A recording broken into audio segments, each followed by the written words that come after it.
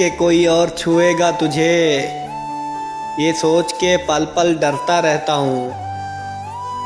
कोई और छुएगा तुझे, ये सोच के पल पल डरता रहता हूँ। शायरी लिखता हूँ और उसे रात दिन पढ़ता रहता हूँ। और मेरी यादों से अगर तुझे आज़ादी हो जाए, मेरी यादों से अगर तुझे आज़ादी हो जाए, किसी और से अगर तेरी शादी हो जाए, तो हो सके तो मेरी मोहब्बत का मुझे दाम देना।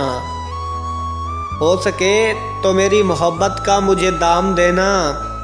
अपने बेटे को मेरा नाम देना कि कोई और छुएगा तुझे, ये सोच के पल पल डरता रहता हूँ। शायरी लिखता हूँ और उसे रात दिन पढ़ता रहता हूँ। शायरी लिखता हूँ और उसे रात दिन पढ़ता रहता हूँ।